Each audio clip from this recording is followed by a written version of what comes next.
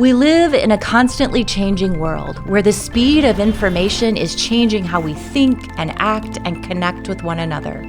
When people in a society lose faith in their institutions, in God, and in each other, the nation collapses. We need help rebuilding trust and tying it all together. Welcome to All That to Say, a podcast exploring the interrelatedness of all things in long-form conversation. Jo Saxton, author, speaker, and thought leader, joins Jim Lyon to discuss how empowering women is key to a stronger country, church, and culture.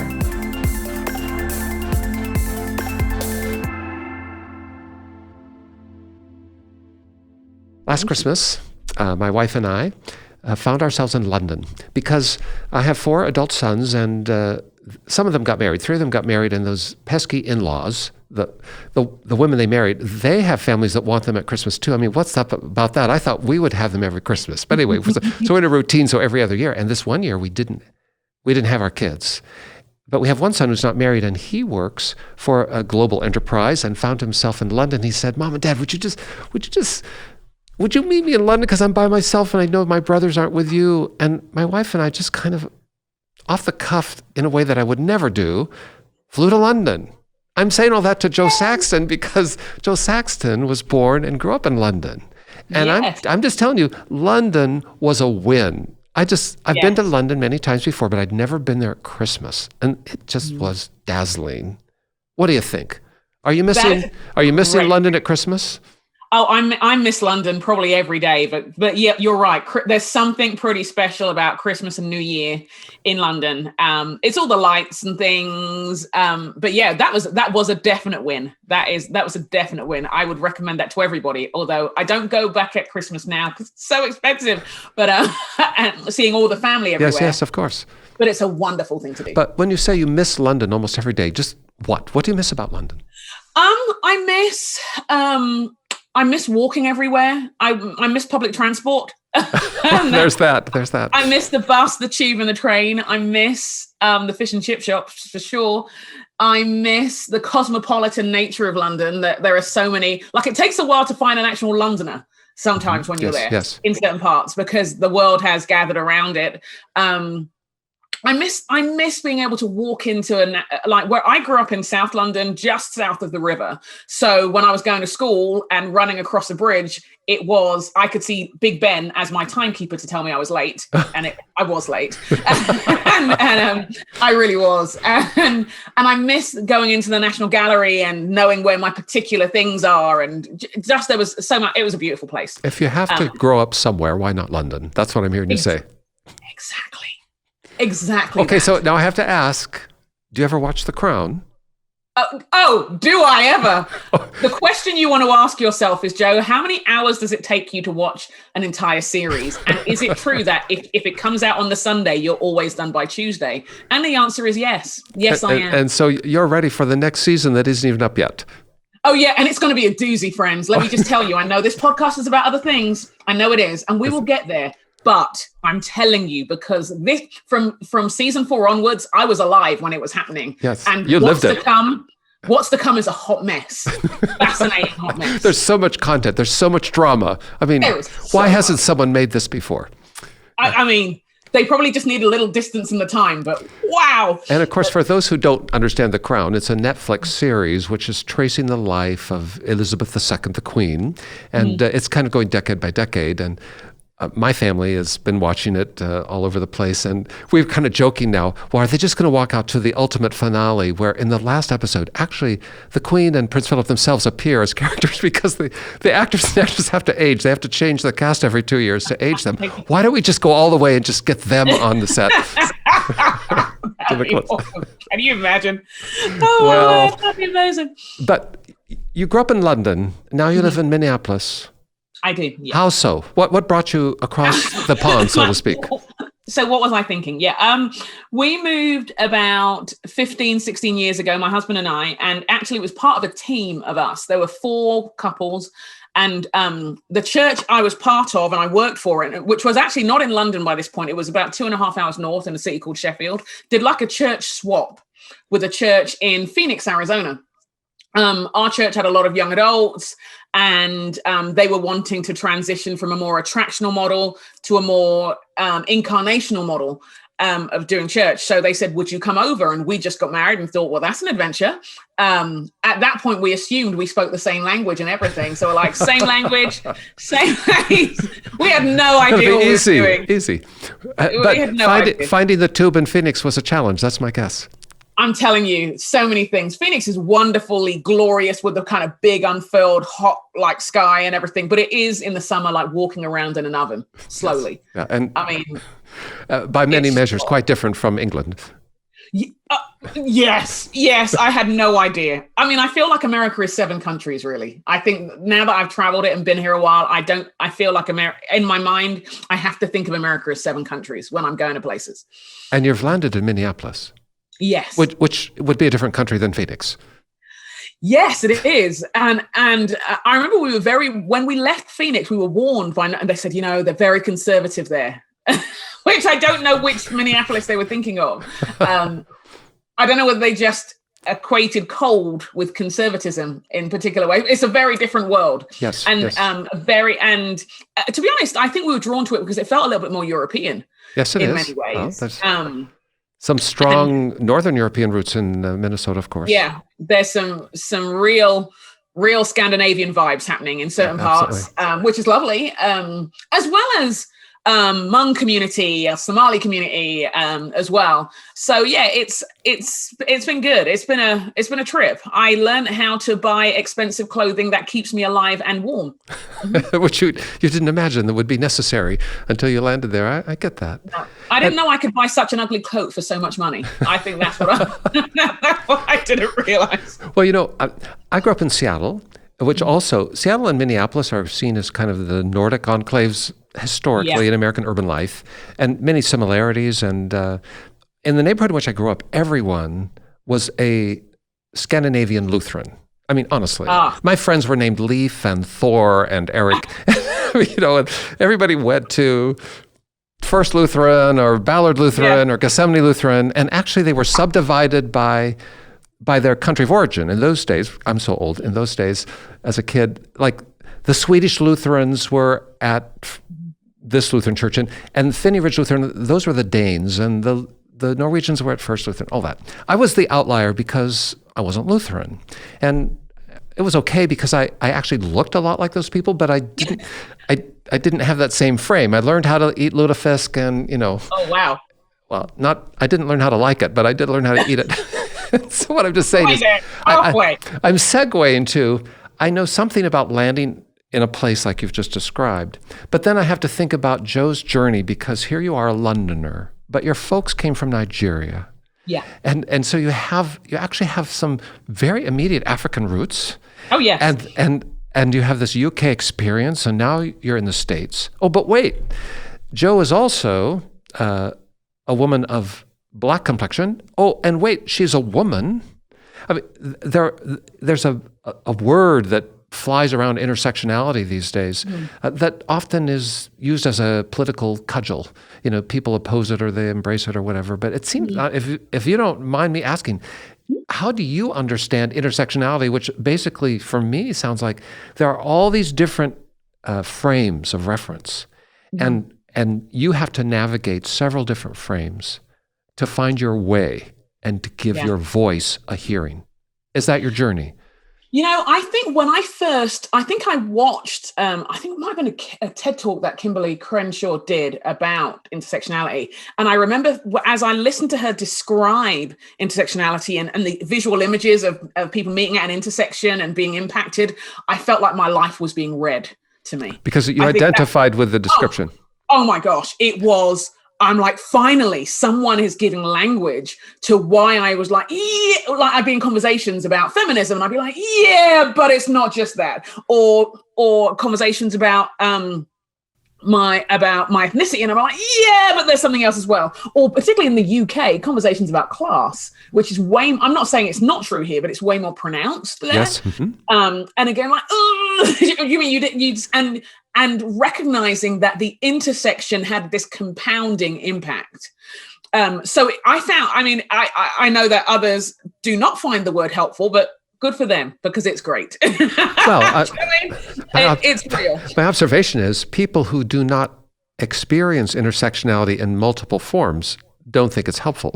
But for people who have multiple intersections, it does seem to resonate, and that's why I'm so interested in your observations about it. So help us understand a little bit, growing up, where would you find a moment where you suddenly realized, oh, this is an intersection of several different identities that's giving me a challenge?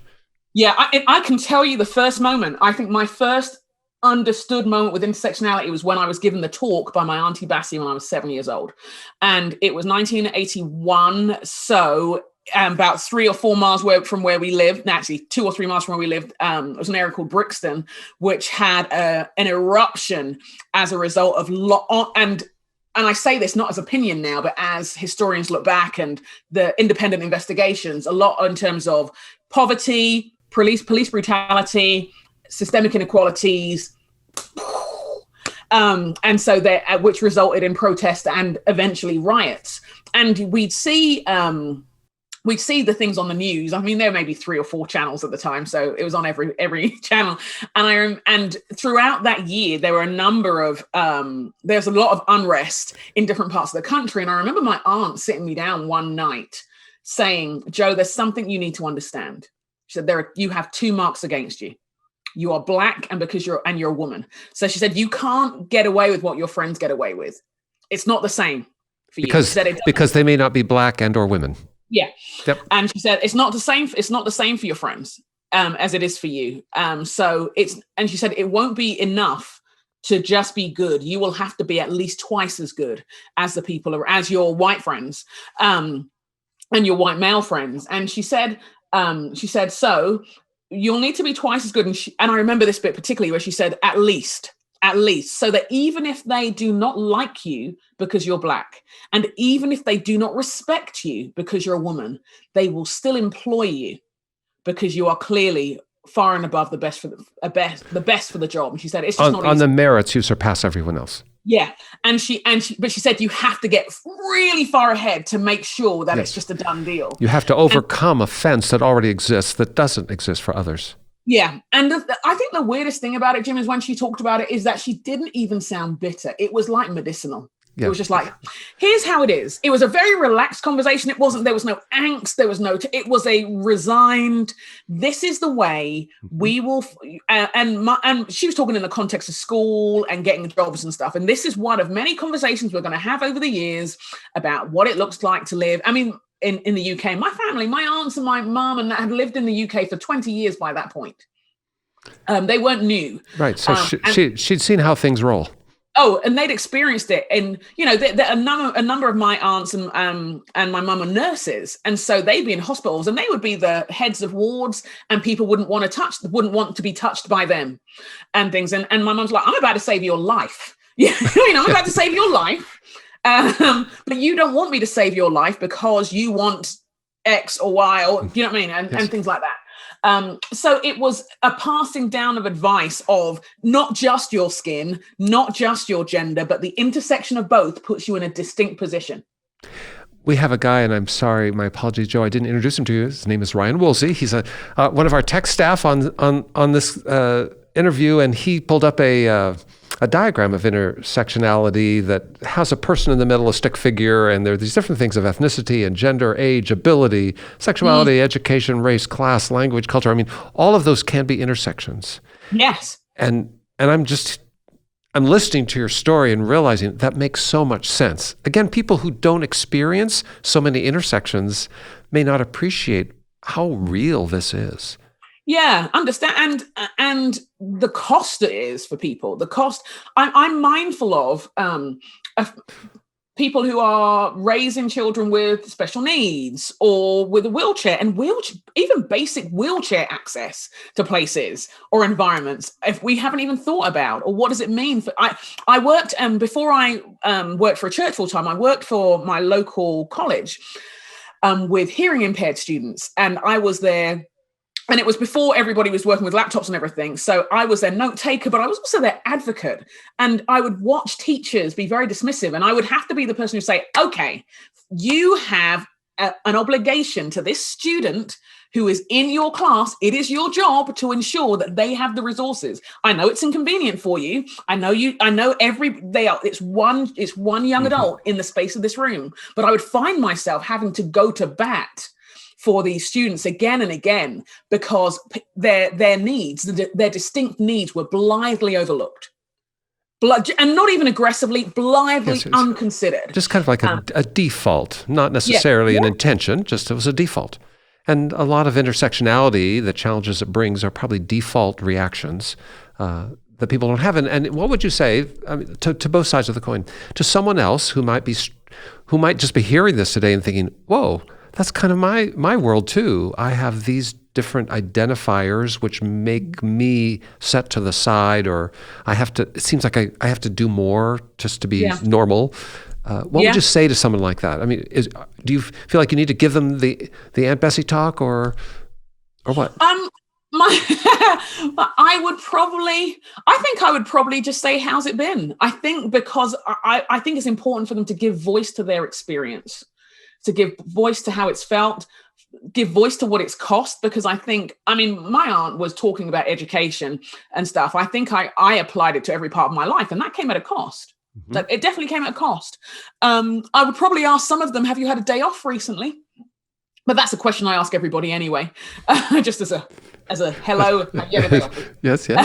Just as a general introductory It's a safe question. It is. It's a good one. And sadly, it often has quite a predictable answer. But I think I would want to say, what's your story? What's your journey? Because it's often, for those who have lived that, it's often not been heard. Yes. And it's not been listened to. So I think that's the primary thing. And I would say, to some, I would say I see you, and some I would say I want to see you, because I don't want to assume that my experience is exactly theirs. Well, and maybe that's a good answer for someone who may not be experiencing intersectional challenges, is just for all of us to hear other people's stories. It seems so elementary, but honestly, when you hear someone's story, there becomes a kind of common humanity. There's a connection. You and I were talking just before we went on air today about, I made some offhand remark about having orange juice, and you asked, are you serious? You want orange juice? And then I explained, well, I really like orange juice with extra pulp, which you're also a fan of. I mean, suddenly, across the miles, across our different intersectionalities, there we are. Yeah.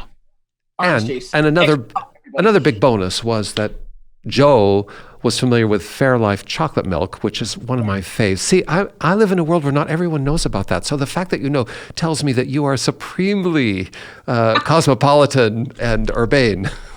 So it's all good. Yes, I am. That's what we'll go with.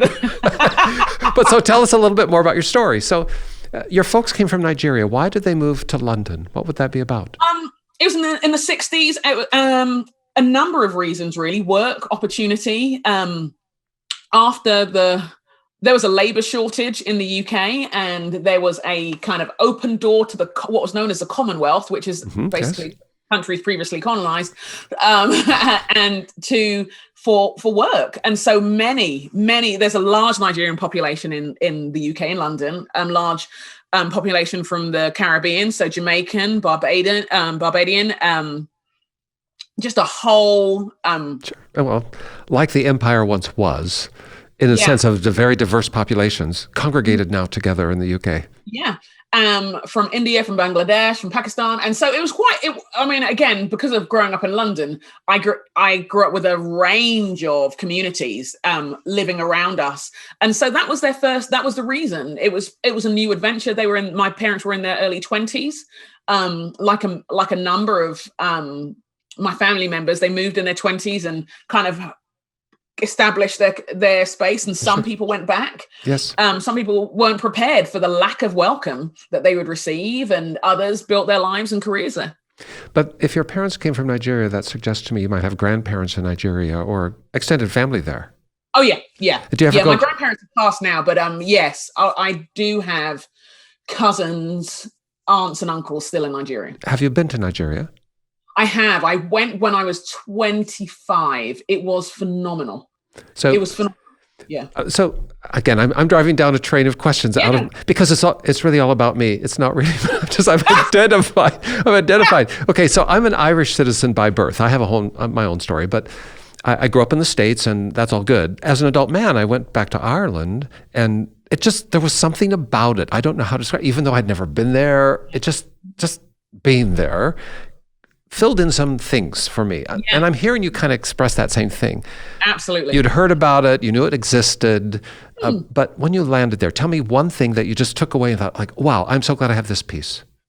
It was like having a part of my identity restored that I didn't know was missing.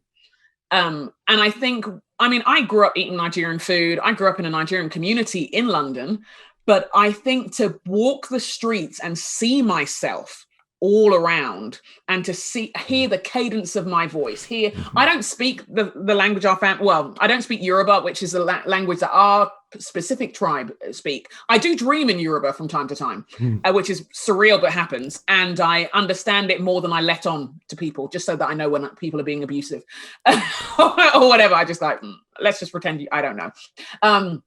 But it was wonderful to see myself and to see Nigerians who were wealthy and to see Nigerians who were poor and see families and see communities was incredibly special, because particularly once I left London, I was often in white majority spaces and have spent most of my life in white majority spaces where you had varying degrees of curiosity about your hair, about your skin, about what you do. There was no curiosity there. Yes. You kind of blended in.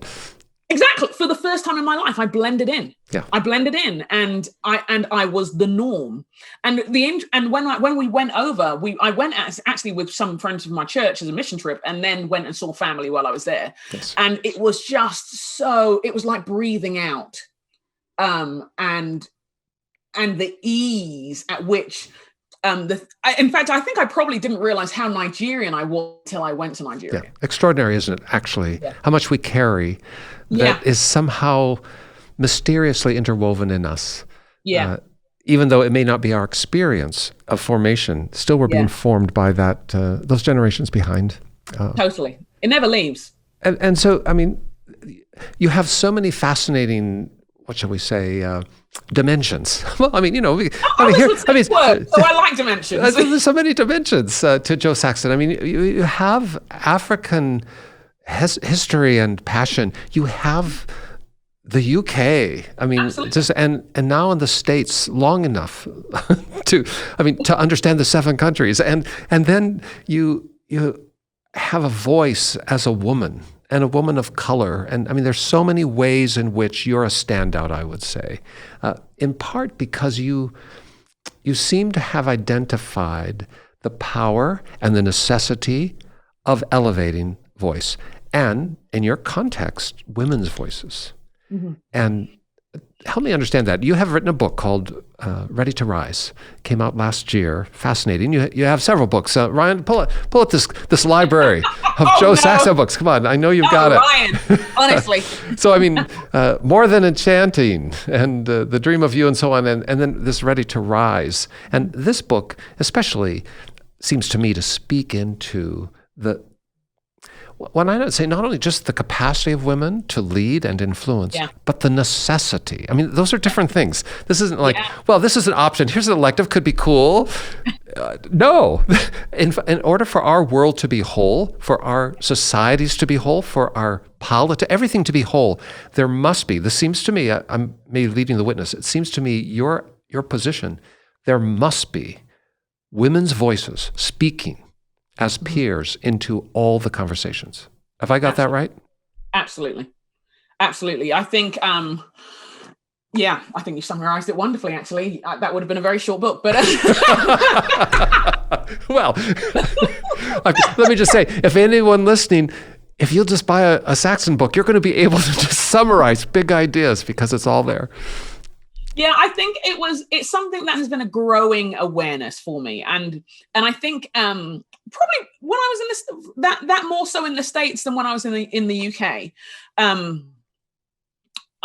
More so in the US. I think as we landed here, and I had my children here, I have 2 daughters, and was in Arizona, and I worked for I've worked as a campus pastor, church planter, and there was a long period when I was working with an organization that worked with churches doing discipleship and mission, and we'd gather these learning communities, and I'd be one of the communicators, and a lot of the stories we told were out of our experience of the church in the UK, and I was so often the only woman in the room. I mean, agonizingly often the only woman in the room. And it was an ecumenical work. So there'd be churches of different denominations there and all that kind of stuff. But again, I'm like, how are we going to do this, friends? Because it's great that you're having all these processes and all these teams together and that, but the implementers of this work aren't here. Or do you know what I mean? Or there's only, or one is here, and not the only implementer, but I just thought, oh, this is going to be interesting to watch. Well, and why do you think, though? I mean, obviously, men and women experience life differently in some important ways. I joke sometimes with my wife. I've been married 42 years, so she and I kind of figured each other out, but still in the discovery zone. Let me promise. But I mean, she's all about childbirth. Honestly, I mean, she's loved it, and we had 4 sons, and then she, after we decided that our family was set, she decided to become what was called a doula. She worked in a hospital, helping provide prenatal and then delivery and postnatal care. Amazing. But anyway, she would describe all that to me, and she'd be so buzzed about it. And I'm thinking, it's kind of like a mess. Childbirth is like, seriously, you want to do this? You're choosing. My point is, it just often, we laugh at my house because it dramatizes the lens and the experience and just how both of us are necessary to make a whole. Now, I'm asking you, Jo, help us understand why outside of my house, in a social way, why is that so necessary? What do women bring to the table that guys can't get, or vice versa? I mean, I think some of the differences, I think, are determined by culture as well. But I just think the reality is, when I look at the Bible and when I look at history and everything, women are made in the image of God. Why would you not want them? Part of me is almost like, we can talk about how women function relationally and all of that kind of stuff, but they're made in the image of God with gifts and potential and talents, and they experience the world differently. And if you want to change the world, you need that whole world at that table. You need it, and breadth is far more likely to be healthier, and there is insight, and like if you are wanting to serve a community and you want to take a message to a community or build a business in that community, you've got to know how that community functions. You will not know that if only men are there. You just won't. And because how can you? Well, and I think it's probably because I've often grown up in difference. Do you know what I mean? I often say my most common identity is immigrant. I've always been on the outside, and I don't mean it in a kind of, that has happened, but I've always been on the outside looking in, or the outside interpreting different experiences and saying, well, that's true for you, but there's a whole host of people here, or that's true in this way, but there's a whole, yet sometimes we can assume that there's one story. You've been positioned, it's really interesting. You've been positioned as an immigrant to be an observer. I think so. Because you've been able to observe without some of the assumptions of the population you're seeing, even as you are speaking into their lives and journey. But you can, anyone who comes to a new place or comes as an immigrant to whatever the context is able to observe what people who actually live there don't see. Yeah, exactly. And you referenced in the discipleship groups, there were mostly men there, and one of the things you said was, but that's not really probably healthy altogether, because a lot of the people who are going to do this work are not represented in the circle. Yeah. Absolutely, and so I think some of it is a very very pragmatic. I mean, I have theological reasons as well, but very pragmatically, if you want to serve a community, know the community, and. Right. And there are stories that need to be told and need to be heard and experienced. And that's not an insult to the story that's being heard. It's just a single story. It's not the full story. It's not as rich a story as it could be. And so I think as I spoke at events and speak at these conferences where I often was the only woman speaker or the only Black person or whatever, I'd often I'd often meet women leaders or their spouses who would say, how? They just say, how did you get there? How did you do this? What do you advise? And there was this, and sometimes, honestly, do you meet women in bathrooms in tears, because it was the first time they'd seen somebody who looked like them or who told a story that represented their world, or was a woman too, or something, because they were, not because they didn't enjoy what else, but they didn't see themselves. And if you don't see yourself represented, it does make you question things. It's a fascinating. Questions what's possible, who you are, what you do. Tell me about your theology. You said, you were just explaining a kind of a practical, functional outcome, but I've got a theology about this too. Sorry. No, it's good. I mean, because there are people who would theologically say, okay, that makes sense at a social dynamic, but my theology does not permit that. What would you say? Yeah, and I have long decided, I long ago decided that people are entitled to their thought and stuff. So I'm not necessarily trying to persuade them, but where I come from, the position I stand in is, first of all, we're made in the image of God, and with the talents, the potential, all of the things. That's a very rapid summary. There's a deep dive there. Yeah. But that's a little deep dive. But I think we start to go off even at the very beginning, where in Genesis 2, we talk about where in Genesis 2:18, it's like I'll make a helper suitable for him. And I think we project our version of helper. Our version of helper is an assistant. Our version of helper is backup plan. Our version of helper is someone who plugs in all of the gaps. A subordinate. And honestly, subordinate, because we see suitable as fitting and centering the other person. But actually, the word in the Hebrew is Ezer or Ezer, depending on how you choose to pronounce ancient Hebrew today. And it is a fascinating word, and when there's an obscure word or a word in the Hebrew, I like you translate it in how else you see it show up in the Bible, and it's a word which is a combination of words meaning to be strong, to rescue, and to save, which already begins to put a crack in the subordinate view. A verb as well as a noun meaning to protect, surround, defend, and cherish. When we see it, most of the time we see the word, the Hebrew is such a dynamic language, so it has a root and it extends in other ways. But the other times you see that word, 21 times you see it. Of those 21 times, I think 16 is God delivering his people from his enemies. It's often used in conjunction with strength and power. Deliverance, yeah. And so, we talk about God, but God is your refuge and your strength and ever-present help and ever-present Ezer in times of trouble.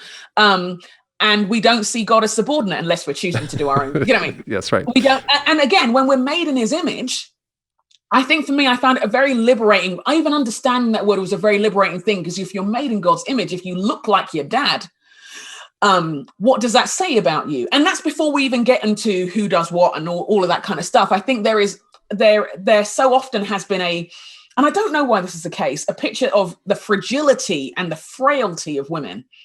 I think too much Shakespeare, in my opinion, on the frailty of women. And as your wife will tell you, in those delivery rooms, frailty is not required. You don't get through 35 years of periods and delivering kids or living with infertility and adopting or fostering by being fragile. Do you know? That's right. Right. No, you're exactly right. I'm the weak link in the chain when it comes to giving those kids.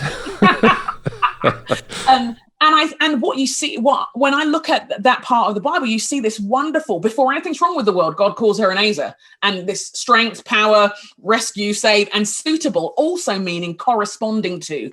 I've seen another theologian describe it as standing boldly opposite. Equal to. And so you see this partnership, which is dynamic, both given this commission to rule and reign. And then everything goes wrong with the world and everything goes whack. And I'm like, why are we trying to live into the whack rather than the redeemed version? And I'm not saying there aren't obscure passages, but I think we've come to translate the clear things. Deborah is clear. Miriam is clear. Priscilla is clear. Phoebe is clear, and we take the obscure things and hone in on those. Yes. And we often don't do the language work on that, which at least represents more than one view. And so we see Deborah, who is a military leader and a spiritual leader and a prophetic voice, a woman, I call her a woman without apology, who just gets on with it in the trenches, as well as, and what I love when you see these women in the Bible, there's not like this archetype either. There are women who live out their kingdom calling in as they raise their family. There are others who you don't know whether are married or single. There are others who are women who are married, and you see them as more prominent, like a Priscilla, or culturally prominent, like a Priscilla or a Deborah, than their spouses. I was really struck by, I think it was Scott McKnight talked about women.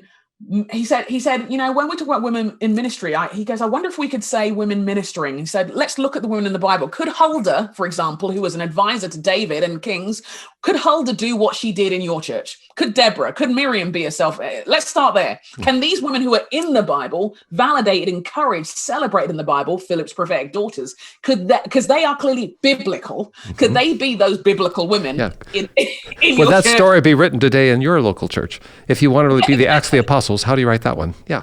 Exactly. Would they be part of the story? And you know, there are women who are like, you know, honestly, my theological framework is that my scope of service is women. And it's like, rock on. My thing is train them all. train them, invest, equip them, because even though the spaces that don't necessarily believe in women leading are under-resourcing the women for what they believe they're called to. And those who say they believe that women can do all the things are under-resourcing, and are like, if you give lip service to it, but you don't do it actually, it leaves a lot of people frustrated and exhausted and confused. Don't confuse them. Be clear. I have a long history in India, and I first went there in 1987 and have been many times, and have a long relationship with work in India. Anyway, one of the what I'll call gospel missions in India. India is a very difficult place these days, given the political environment. But I work with a group that has been committed to transforming and elevating life in villages. And about 3/4 of the Indian population still lives in villages, not in the big urban cores that we often see on the news. And so this particular initiative is to help transform that village life. And it's a patriarchal society, and it kind of rolled for many years within that context. But a very strong woman named Pratibha that I know well, stood up one day and said, wait, these villages are never going to be really changed unless the women are empowered to lead the change. And that went down within the gospel context of the community there. I'm not sure the external audience in India was buying into, but that's what happened. And over the last 15 to 20 years, what we've seen, and I can tell you 100,000 villages, I'm not just throwing out a number, we have addresses for those, 100,000 villages have been transformed, and in no small measure because of the women's empowerment movement and micro loans and banks and the women. What was interesting, the women naturally, and this is cultural, but it's also, I think, gender-based, the women naturally gather together in cooperatives to maximize the impact of the micro loan to provide an economic step up in the village in a way that men tend to be more, on their own. But the consequence of that women's empowerment thing is truly transformational. And I'm hearing you discuss, I'm hearing you advocate for this reality. And even in a culture that may not recognize women as peers, everyone is being trained in these villages. Everyone is standing up. And of course, over time, their voice is being heard. In the world in which you walk, do you see that? You've written a book called Ready to Rise. It's just like, we're on the cusp. Is it, or is Melinda Gates, she's throwing $1 billion at women's empowerment. She wrote a book, Moment of Lift. Are we at a cusp? What do you see? Is this like a tipping point, or are we simply on a long, hard climb? How are you feeling? I think both in church and society, we can't rest on our laurels. And I think it's a cause we have to take up every generation. I think every generation has to reckon with it and reckon with the realities. I do think there is progress, but it's interesting, isn't it, that again, you'll know this as being an avid Crown watcher. I grew up in a country where my childhood was marked by having a queen, yes, but far more marked by having a female prime minister until I was a teenager. And so it's been fast and then has had another female prime minister since, and are at the stage when you can critique their work without it being necessarily about their gender. And I feel like there's, and England's not alone in that. All around the world, there are countries who are not always seen as developed, or whatever really unhelpful language we've succumbed to, of women who have led in various spaces across the board in society.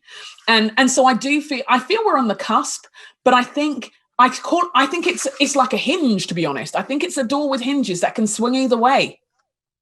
I really do. I think it can swing either way in our homes. I think it can swing either way in our communities. And I think the consistent thing is the potential remains. Every generation has potential. It's just whether we want to realize it each time. We here in this country, as you know, as everyone knows, have crossed a threshold in that the Vice President of the United States is both an American woman who also has South Asian and African roots. And I mean, it's a marker in the way that Margaret Thatcher was a marker in the development of British politics and so on. And it's been an interesting journey, because in the Church of God, where I sit, we had history with Senator, now Vice President Harris, because she grew up as a child in one of our congregations in Oakland. Oh, wow. Now, I also have history with Mike Pence. I mean, both the vice presidential candidates were interestingly had relationship to us at different levels, but from very different political points of view. All right. Vice President Harris, even though she has grown up in the Church of God, there are many people in the Church of God that would vigorously reject some of her very upfront stated policies and approaches to social issues and so on. And my question to you is, given that reality, here we have a woman who's making history with voice, and she's a very articulate voice. But because of her political views, there's a lot of hesitancy in many quarters of people in the country. I mean, that's true. If you're in politics, that's going to always be true. But I'm just wondering, how do we separate, or how do we interact? How should we, in your view, interact with people who have different political views, but still maybe pioneers? Or what would you say to a public that may say, well, we're Jesus people, but we're just not buying into what Vice President Harris offers, even though she herself would say she is somebody, a woman of deep faith? How would you navigate that? I mean, I find this one a fascinating one, because there's a part of me which is just like, come on, people, let's grow up on this. And here's why. If we're really, really honest, if we really want to have that argument, if we really want to have that debate, why? I guess I would offer a number of questions. There are Jesus people, like when you look at the Black majority churches, specifically Black majority churches, a vast majority historically and currently vote differently from you. Are they not Jesus people? And why is that? That's the question. I mean, that's the bigger macro. Yeah. I mean, so I offer that back to you. But before we come with our assumptions on that front, are they not Jesus people? Are they not your brothers and sisters anymore? And if they have managed to find a way to do that, are you curious about that, or have you already shut that down? Do you have a monopoly on what it means to be a Jesus person? I know you're about the word. Are they not about the word? I know you're about the spirit. Are they not about the spirit? I know you're about. Yep. And I think so that's one part of it. I guess part of me is almost like there's part of me which I feel like we sometimes forget how to be salt and light in these moments, and also to have social skills. That we feel it's okay to insult people because they're different from us, because they're politically different, because they think differently from us. And somehow their very existence is a threat to our faith, when actually that's not how it works. So I'm curious. And also, again, I think this is a uniquely American problem. Do you know what I mean? I there is a reason why I don't get it, but then I'm from a country which doesn't have two political parties. And now there are two dominant ones, and particularly in this current era, but you don't have this binary thing. There were lots of people of faith all across the board. And so you have to get on. You just have to. You can't stay in your echo chambers. You just can't. And you have to be humble in your approach. Now, I'm not, does that, and you don't have to assume that because someone votes this way, they are boom, boom, boom, boom, boom, or because you vote that way, they are. So some of it confuses me, to be honest. And some of it, I'm just like, I just think, I don't believe Jesus had a political membership. I just don't see it. I don't see it scripturally and I think there is a question of, is there anything, if we are again wanting to change the world and we're assuming that that's by the gospel and not by our power, our earthly political power, is there anything, are we willing to hear why people are celebrating this landmark? Can you hear it? Can you appreciate it apart from your political public policy views? That's right. Is there anything positive you can find? Is there anything, and you can say, well, no, I get that. I'm still asking the question though. And again, I'm going to ask you to go to your local Black majority church where they may have because I'm not going to stereotype, but may have a different view from you. And have you asked them? Or do you not know them? Yes, or you don't know how to visit there either. I mean, that's possible. Yeah, do you know what I mean? I think there's, and I say that, and I know it's challenging, but I invite us to that as a journey. Because surely the gospel causes us not to be, surely the gospel causes us to reach people, not just positions. Yes, well, and maybe it comes back to story. Yeah, I mean, what's the story? Each person has a story. What's her story? Can you? And I think, when you look at the people that Jesus discipled, they didn't make sense on paper. They didn't make sense. How do you have a zealot and a tax collector? How do you have any of them and a tax collector? They were more than foes. It was offensive to have them as a crowd together. And that Jesus models this way of being where you have this group of people who are having to do life together, who aren't on the same page politically, who have completely different ways of coming at the world, and yet are casting out demons, healing the sick, bringing a message of life. You have the church in Antioch, who are from different socioeconomic and ethnic groups in terms of their leadership. How come that 2,000 years ago is radical for us today? Why is that the exception, not the rule? For the modern church. It's a problem. Yeah, it's a problem. Jo, you have obviously a rich grasp of Scripture. I mean, you have naturally introduced Scripture into this conversation and important key points. And as you've done so, I just want to ask you about your spiritual journey. So Jesus is much in the center of the scriptural conversation. And tell me about that. What's your intersection with that Jesus guy? Is that something that you had from an early age or you discovered later in life? How was it? Both. Okay. Both, I would say. I grew up in a family where there were lots of spiritual values, but not necessarily Christian values. Lots of religions, in fact, but not necessarily Christian values. And I came to faith through a Methodist church down the road that were doing kids' work. I do love children's pastors, particularly. Always underappreciated, never paid enough, in my opinion. But and they had this kids group that was in the heart of our community that you met every week, and they did Bible studies, and it wasn't kind of church light at all, because a number of us were from very challenging backgrounds, very challenging situations. So Jesus either was real or you were wasting your time. I mean, there wasn't much room for margin on that. There wasn't much margin for wasting your time on that. And although the church itself was, in some ways, it's almost like two churches in one building. There was the adult church, which was very different, even theologically, from the kids group. And then there was this kind of relationship with Jesus who was real, and the Bible was real, and the Spirit of God was real. And, you're 9, so of course you believe it. You've lived long enough to be jaded and wounded. You're just not long enough to be cynical about that particular thing. Mm-hmm. And so it was very much a me and Jesus journey. And then I think at my late teens, Jesus was like that friend who you grew up with, who was now embarrassing and just invading all your stories, and just kind of like, you're really in the way of my social life. And but I remember the moment I decided. I say there was a difference between the decision and the actual execution of this decision. But I remember deciding to recommit my life to Christ when I was walking home from work. I was 18. It was a summer job, and I saw a sunset. And I think what it was is the sun had set on the apartment block where we and I guess the equivalent of what I'm describing is what it was like, council housing. It was known for crime, known for all kinds of challenges. And I just thought humanity in all its wisdom has come up with something which has dehumanized us. It dehumanized us and left us here to rot. And then I thought, God, I don't know how you did it. And I don't really care whether it was 7 days, 7 minutes. I don't care. But I know you made that. And I think I said out loud, I think I've backed the wrong horse. Because you could see the contrast between what people had come up with and what he came up with. Totally. And so I think there has been this ongoing journey, and I am.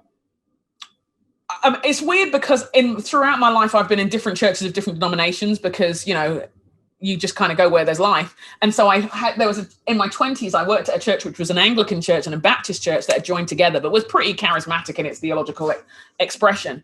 But I think I have just known him to be faithful since I was a kid. And faithful does not mean my life has been easy or comfortable or straightforward. I have just known him to be faithful.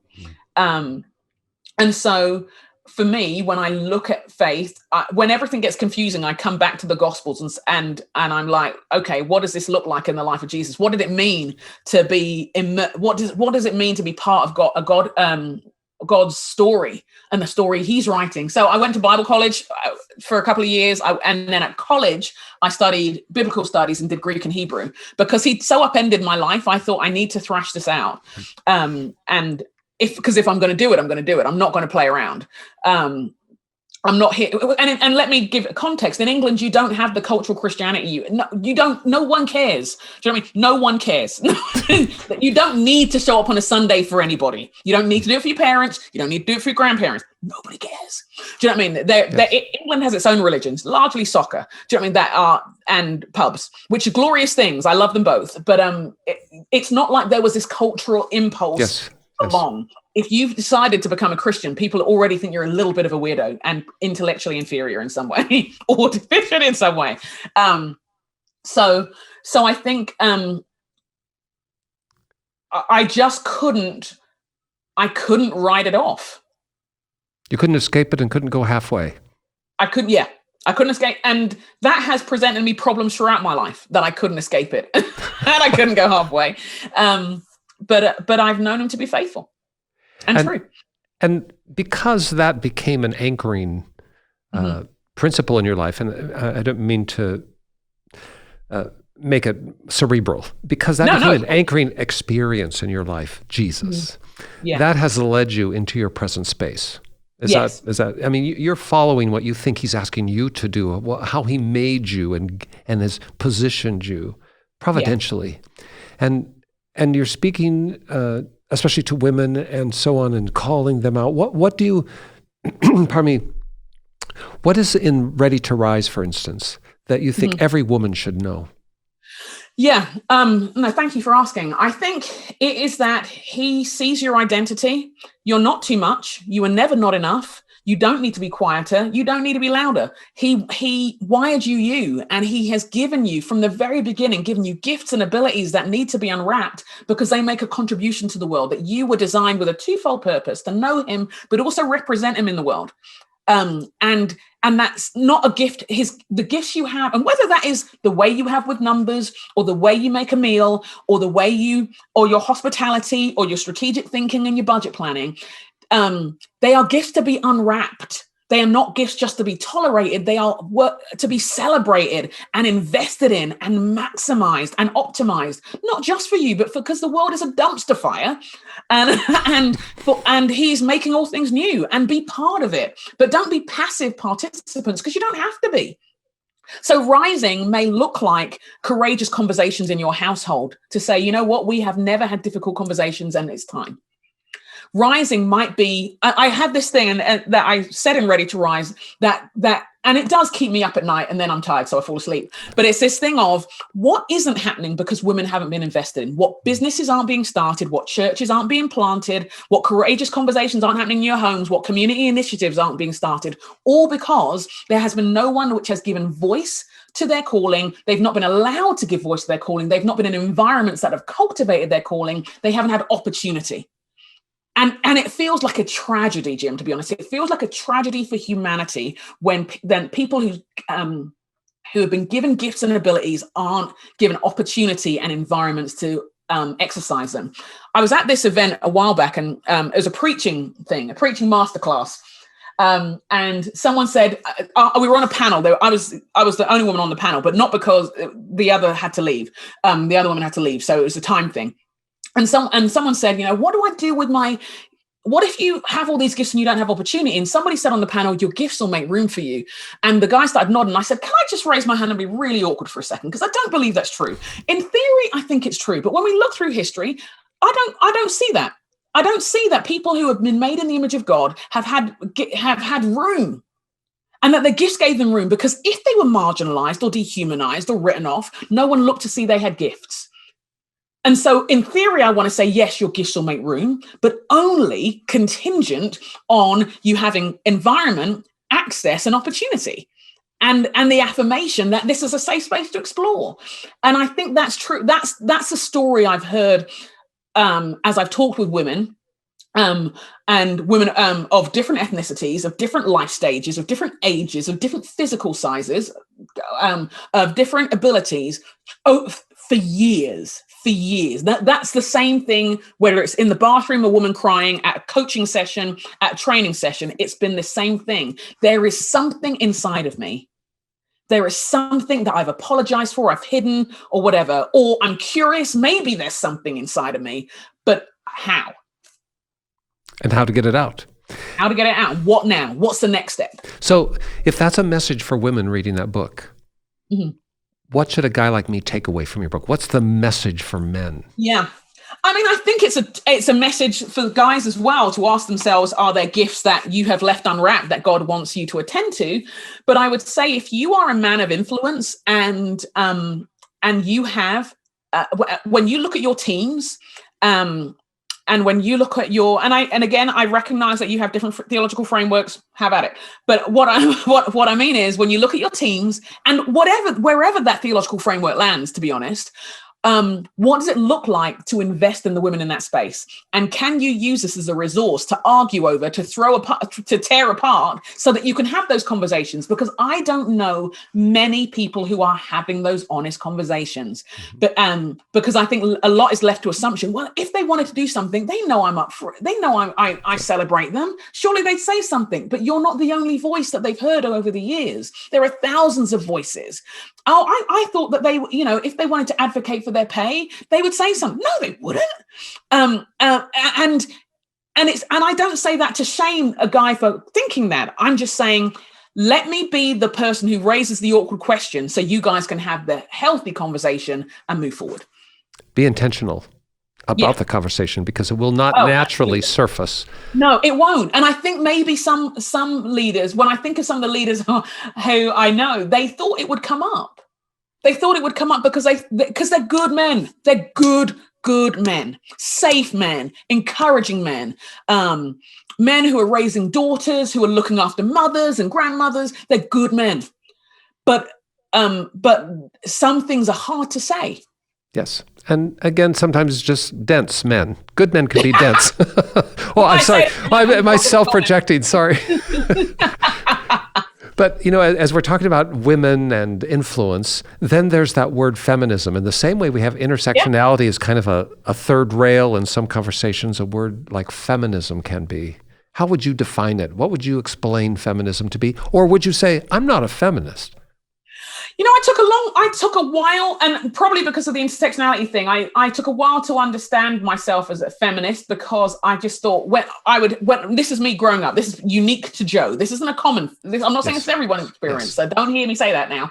But when I was a kid, I would hear these women talking about how difficult it was for them. And I'm like, you and me's difficult is different, sis. because you're saying that from your very wealthy neighborhood that you live in. And I'm not decrying it, but please don't say we're in the same boat. Because I'm living in the inner city, and as a Black woman, it's different for me. And so it took me a long time to hear. But for me, when I think of feminism, I just think of women being equal. I don't think it actually has to be this radical about stuff. I don't think we have. And so for me, when I look at Jesus and how he treated women, you know what? If you don't like the label feminism, fine. Just do what Jesus did then. Do you know what I mean?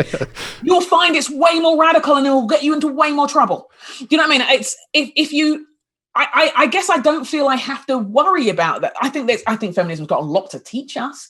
And I think as leaders, and maybe this is probably, I'm not a laid back person. So it's not like I'm like, oh, it's all fine. It's just as a leader, my filter is, it's my job to know what the world is thinking, whether I approve of it or not.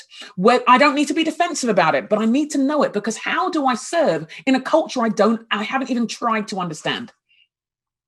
And understanding isn't the same as agreement. But how will I ever have empathy as a leader if I don't hear somebody's voice? And just because that voice is angry, and just because that voice is uncomfortable, doesn't mean it's wrong. Because after all, anger is a secondary emotion. It's pain or fear. So actually the question, rather than why are you so angry, is who hurt you or what are you afraid of? Do you know what I mean? As leaders, and particularly for those of us who say faith is the center of our leadership, I think we can have enough emotional distance from this to be able to hear things that make us intensely uncomfortable, that we might intensely disagree with, for the work of the kingdom that we actually represent. And so, do you know what I mean? I think that's the thing that stirs me on that. And so I'm not afraid of, I think you should read feminist literature. I do. Why? Because they're made in the image of God. These are women who pay for their books, even. Hear their stories, hear their why. Hear their why. Don't impose your why. Don't, you know that way that sometimes we can listen just to give our answer. You're like, oh, yes. And you just wait for the break in the conversation and say, oh, but, and do your whataboutism or something. Like, no, hear it. Feel uncomfortable with it. God is not insecure. Jesus ain't insecure. He knows who he is. So why do we have to be, you know? So I think feminism has a lot to teach us. And honestly, and this is, if we were doing our job, perhaps it may not have been required. Yes. I mean, it stepped into a vacuum, perhaps. Because felt needs do stuff. Felt needs do stuff. And yeah. Are you afraid of anything? I'm afraid of lots of things. I think, but I'm afraid of lots of things. You know, I do like being like Jim. I think it's a nice thing, you know. Yes. Yeah. I am afraid of. There are things that make me nervous. I'm afraid of when I see faith co-opted. Mm-hmm. And obviously, I'm not a great fan of any local white supremacists, because that has implications for me and my children. I'm like. Well, when you say faith co-opted, unpack that. What do you mean? I think when we get religious and we assume that institutional power, when we replace spiritual power with institutional power, or we see them as the same thing, it makes me nervous. Yes. I don't think history has shown. I think if we look at global history, we'd know that it's never worked and it never helps. So I'm concerned about that. I'm afraid of lots of things. I think what I'm most afraid of is being defined by my fear. Well, I mean, that's very fair. That's probably the biggest fear of all, being mastered by things. I watched a YouTube video. I mean, this is the terrifying part? Things I'm afraid of, that people actually still can see and hear things I did years ago, because I pastored for 20 years, and so. That said, I watched you on YouTube from 2014. Oh dear, so many hairstyles, Jim. Oh, so many. No. I'm telling you, you haven't changed a bit. You look younger than ever. But what I'm saying is, the subject was what's next. I don't know if you'd even recall it or whatever. But what you were doing was you were speaking to the audience about how to prepare for what's next. How do we prepare for what's coming up next? And you unpack some lessons from Jesus' temptation in the wilderness about surrendering. You told a story. You just kind of made an offhand remark about, when I was a child growing up, it was kind of a difficult journey, and you mentioned some neglect or foster care, just some kind of twists and turns, but that caused you to, have to be resilient, and you had some responsibilities that maybe children otherwise your age wouldn't have had to bear, and you had to put together a little budget for food and so on, and you went to the donut shop, and what I remember is just jumped out was so good was that when you lived for the donut. Oh, I did. And then you felt like God was saying, "Could I be your donut?" But now I'm just seeding your memory because no, thank you. I understand a lot of us have things we've said and so on. You may not all recall, but what struck me about that particular presentation was you were very savvy about how to prepare ourselves for what's next. And we live in an age right now like, what is next? What's the next shoe to drop? We just can't. We can't know. So many things have happened even in recent months that nobody could have imagined. What would you say to us about the future? Do you have ideas about where you think we're going? I've already asked you about the place of women and so on, and you feel like we're kind of on a teetering place. But on a broader scale, do you have anything you'd say about where we're going, and yes or no, and how do we prepare for our future? How do you steel yourself for what's next? Yeah, I mean, just as you speak, I think on 3 levels, I think 3 areas, I would say in terms of how do you prepare personally, is that I think it's important to see what this year who have you become in this crisis?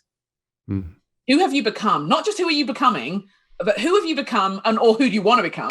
Because I had ideas about who I wanted to become, and it didn't happen. But well, for instance, come on, you opened that door. So what did you think and didn't? I remember thinking, okay, I'm going to use this as an opportunity to do more reading, to do more exercise, and eat really healthily, and pray more. I thought, oh Lord, this is an opportunity for you and I. And I remember the first time I did, Jim, I sat down a Thursday evening, and I felt that was a sacrifice because that was Grey's Anatomy night. So I sat down and I prayed, and I remember just sobbing. I was like, and I remember saying, God, do you mind if I get in the fetal position? Because I just thought I have no romantic pseudo-spiritual way of navigating this earthquake. Mm-hmm. I had to watch, I had to watch very early on, remind myself of what my vices were.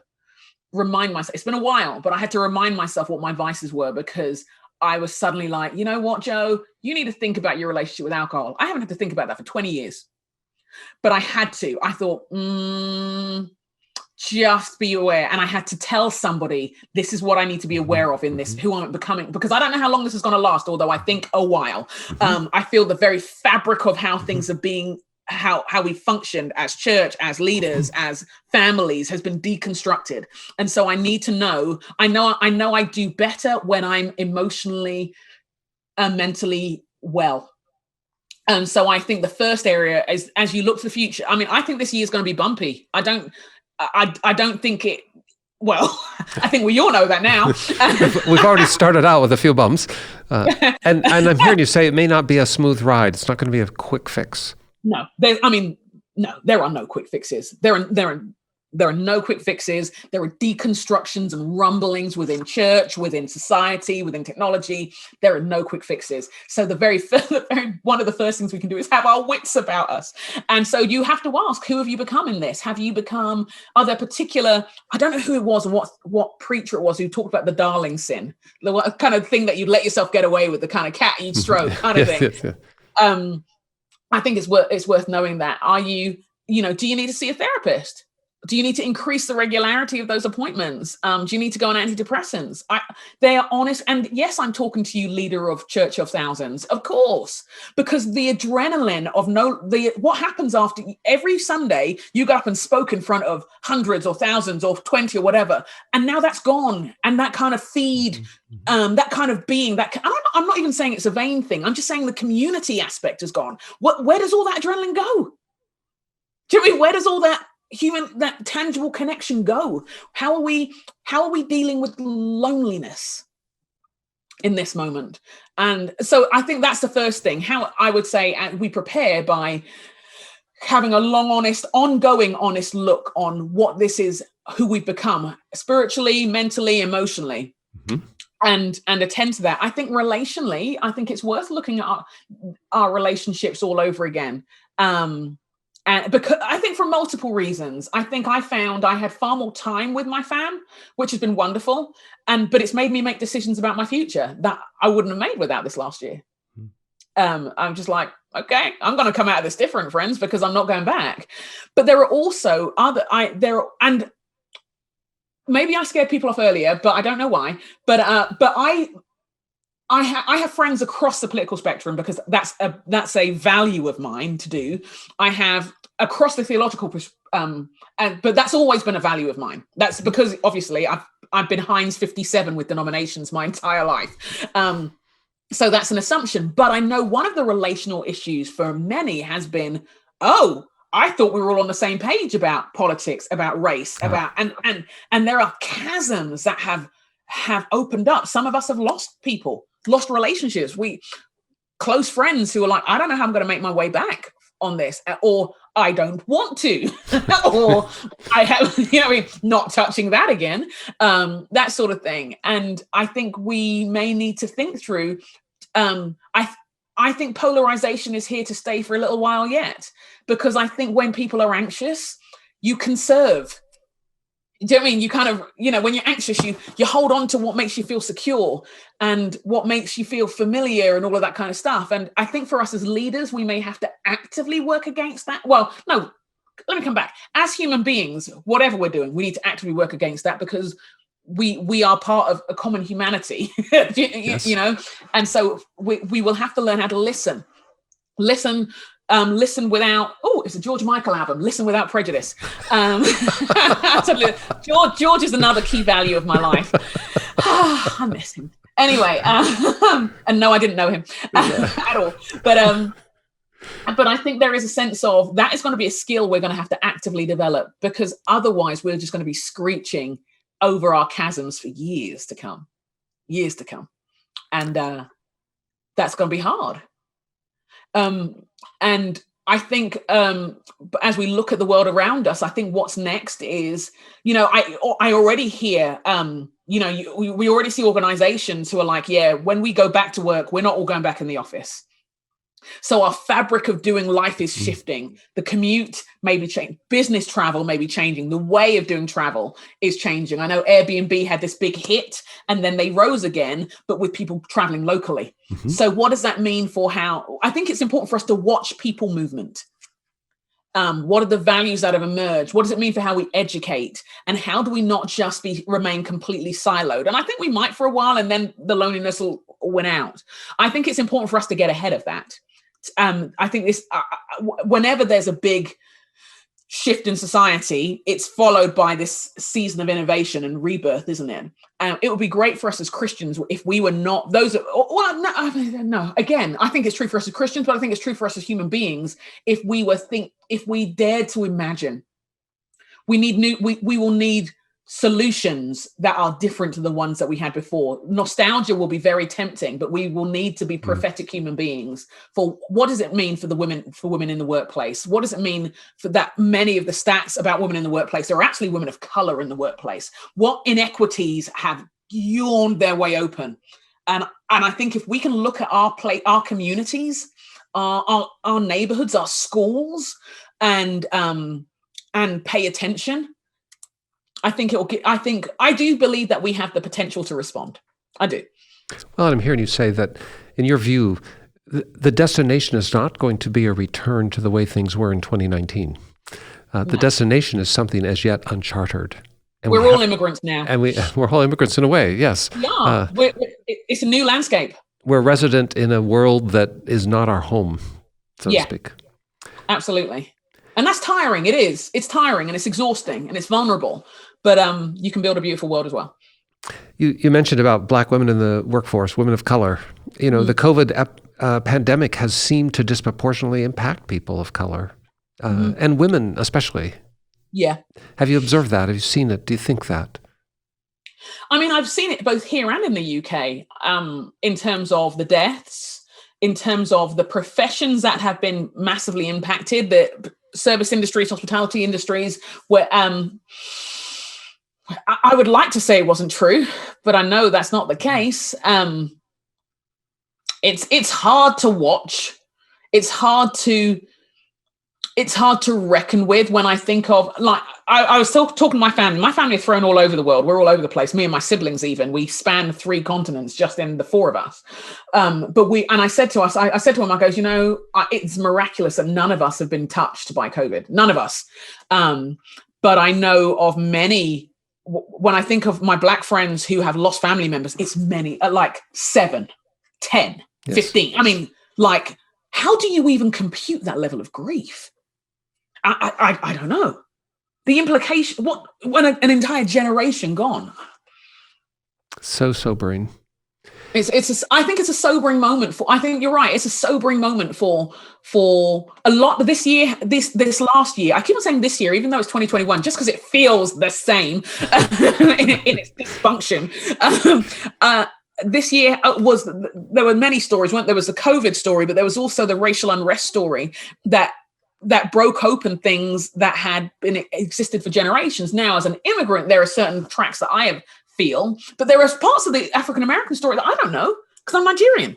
Yes. That I'm learning and that I'm having to watch and think, oh my gosh, we can't ignore these things. That it was always out, but now we're here. The volume's turned up. Mm-hmm. We will have to respond. We will have to respond. You had hoped, as the pandemic began, you have disclosed that you'd hoped to make this the time of reading, but you didn't do that so much. No. All right. So where does Jo want to read? If you were looking at a book or a title, what's on your shelf? What's in your head? There are I'll recommend one and then I'll contradict myself. Okay. One book I'm reading that I've loved is by Rich Villodas. Rich, forgive me if I pronounce your name wrong, because you did tell me once and I think I got that wrong. And he's a pastor in New York, and his book is called The Deeply Formed Life. And it talks about individual spiritual disciplines, but also communal ones. And it is just like, I'm like, oh my gosh, it's the kind of book that if you start highlighting it, you've just got a yellow book and it's weird. So don't do it. Don't do it, because then you've just graffitied all over your book. And that's just unhelpful. But it's a brilliant book. I'm actually Ryan, thanks for bringing that up. The Deeply Formed Life. We've got that up on the screen. He comes out of the emotionally healthy church disciplines. Yes. Yeah. Just such a valuable, insightful story, and in a community which is multi-ethnic, and so is hearing the stories of multiple people, multiple experiences all the time, which I think is just useful for all of us. It brings depth. Yeah, it brings depth and nuance. Yes. Which is something I have missed, nuance. But anyway, that's another agenda I have. Bring back nuance. But I'd also say, don't just read books, listen to podcasts.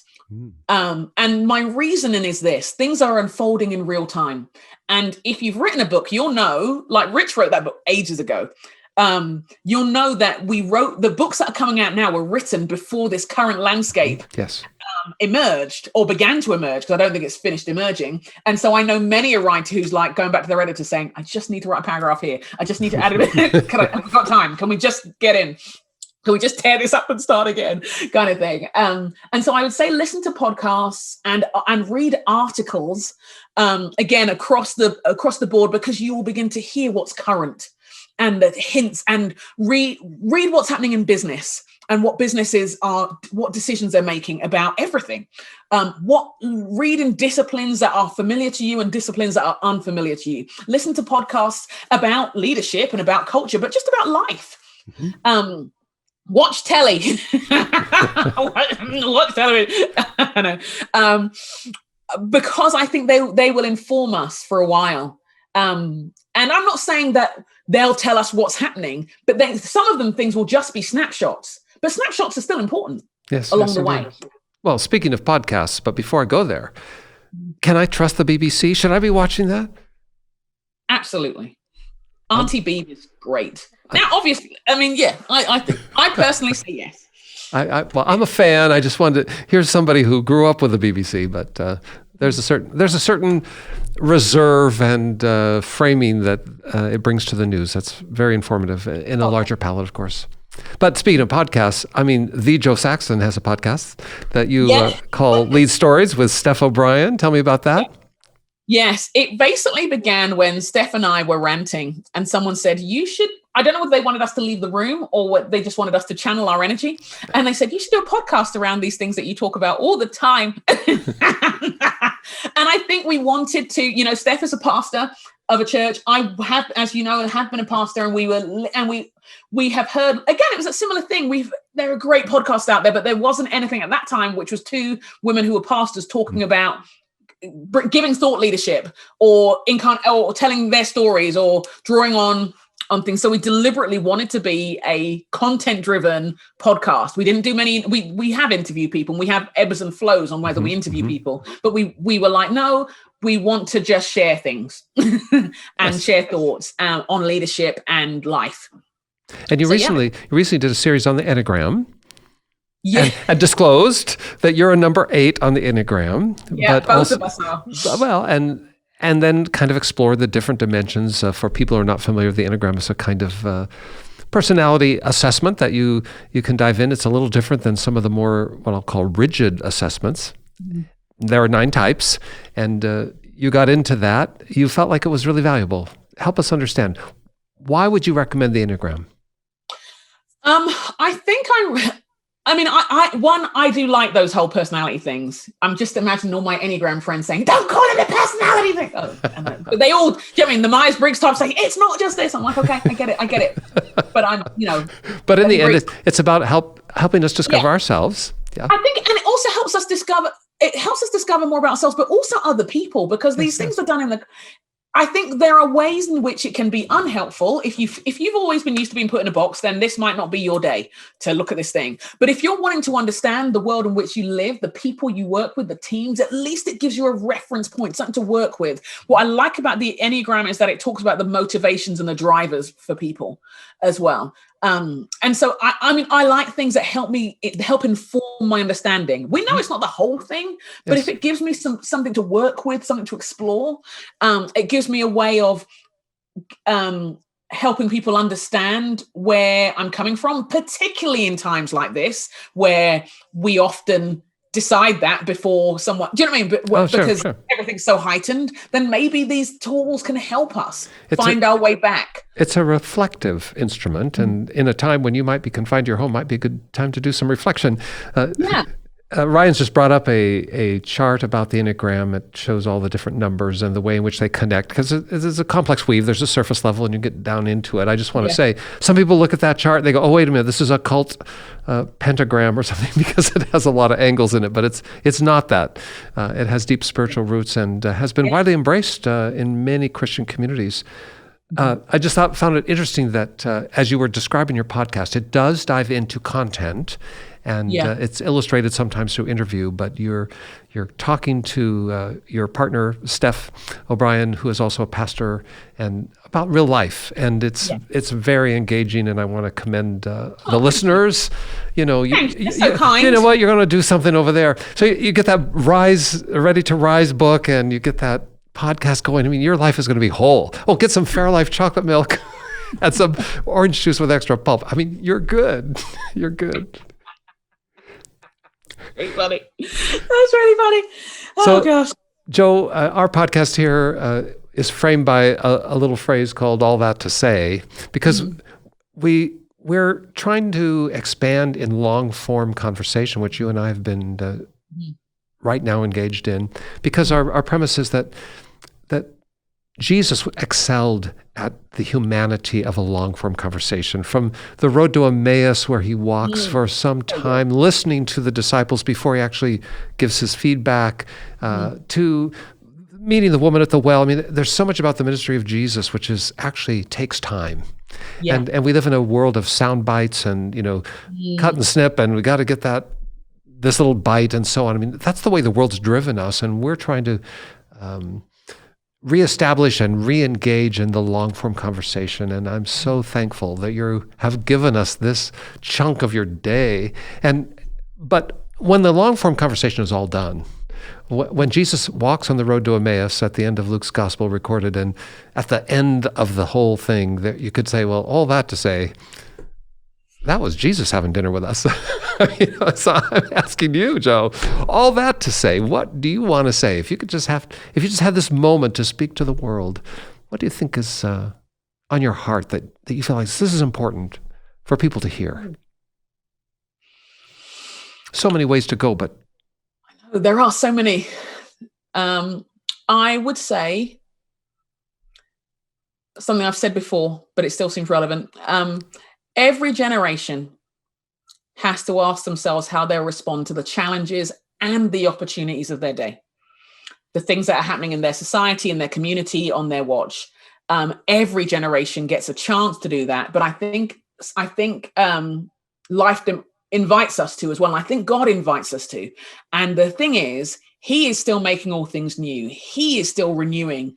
He is still wanting to interrupt and disrupt and engage our world with life and goodness and beauty and redemption. And we have always been invited to have an active role in that. How will you get involved? My impression is that Jo has been consumed by the idea of exercising what God has given us to influence the world for the good. Yeah. The salt and light concept of the kingdom, and that's what you've just here put on the table once more. We all have to ask, don't we? How are we going to influence our world? Yeah. And I want to thank you, Jo, for being a voice of influence. And as I met up with you before we got into this conversation, you have, in ways you wouldn't know, and I wouldn't expect you to know, but you have already spoken into our world. And you have been helping to frame and inspire people that I know. And I just want to encourage you. You are heard. And thanks for allowing us to hear you today. Thank you so much. What a gift it's been to have some time with you. Thank you. Thank you. Now, make sure you get that ugly coat on before you go outside Minneapolis in the middle of the winter. Oh, that is happening. Yes, for sure. Right. Thanks so much, Jo. Godspeed. Thank you. For more information, visit allthattosay.org. Thank you for joining the conversation. Don't forget to like and subscribe.